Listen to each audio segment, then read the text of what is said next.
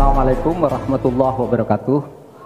Mari kita bersujud semuanya, saudara-saudara di seluruh Indonesia, kepada ibu kita dalam rangka mengucapkan selamat Hari Ibu 22 Desember 2023 ini.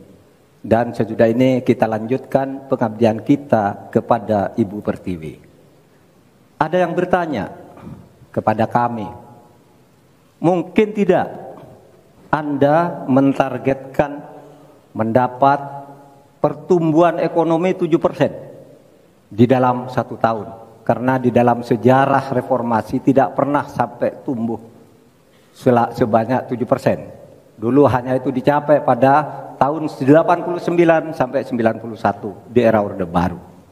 Lalu pertanyaan itu saya sampaikan kepada beberapa orang ahli. Lalu mereka mengatakan hanya karena kebodohan kita ini tidak bisa menaikkan pertumbuhan ekonomi menjadi 7% karena kita ini kaya raya dengan sumber daya alam dan sumber daya manusia yang hebat. Masalahnya apa? Masalahnya banyak korupsi dan inefisiensi di sektor-sektor pertumbuhan ekonomi, yaitu di sektor konsumsi, belanja pemerintah, ekspor impor dan investasi. Jadi dengan demikian karena banyak korupsi, dan itu memang betul terjadi. Coba lihat berdasar hasil SIGI, Transparansi Internasional, korupsi terjadi di lembaga legislatif, eksekutif dan yudikatif secara besar-besaran. Korupsi juga terjadi di 3 metra alam kita ini. Kita menginjak bumi, ada korupsi di tanah dan pertambangan. Kita ke laut, ada korupsi di masalah kelautan. Kita melihat udara, pesawat terbang kita, ternyata di udara juga banyak korupsi. Akibatnya apa? Rakyat miskin.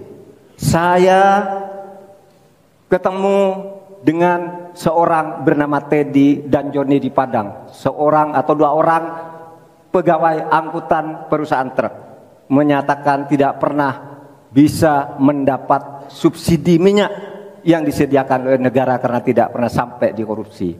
Saya juga ketemu dengan seorang Sri Wulan, anak kecil di Parongpong, Bandung Barat. Dia mengajak saya main layang-layang. Katanya, "Bapak, saya ingin terbang seperti layang-layang meraih cita, tapi saya tidak dapat." Kemudian saya ingat pulau saya, Madura. Di Madura itu kaya dengan gas alam, tetapi sampai sekarang tidak pernah dioptimalkan untuk dimanfaatkan. Maka kuncinya adalah bagaimana kita memberantas korupsi. Lalu ada yang tanya kepada saya, "Bapak, kalau Bapak jadi wakil presiden orang takut ditangkap." Saya panggil para ekonom dan para pelaku usaha, "Apa betul Anda takut kepada saya kalau saya wapres?" "Tidak, Bapak. Justru kami perlu seorang penegak hukum seperti Bapak. Karena apa? Kami kalau mau investasi di Indonesia ini diperas. Mau berusaha ini diperas. Kalau kami bayar padahal diperas, lalu ketahuan kami ditangkap katanya kami menyuap." Itulah Indonesia ini pada saat ini. Oleh sebab itu, saudara sekalian, kita harus lawan korupsi. Menimbang istilah anak muda, "Hai koruptor, kutabrak kau. Hai wir, mundur kau wir. Nah korupsi, setabrak." Saudara sekalian, ini semua dalam rangka agar terjadi pemerataan seperti ketentuan pasal 3 Undang-Undang Dasar. Di Al-Quran disebut kaila yakuna dulatan bainal yang. Jangan biarkan kekayaan itu hanya beredar di antara orang kaya. Waktu Bapak selesai. Habis. Baik, terima kasih Pak Mahfud.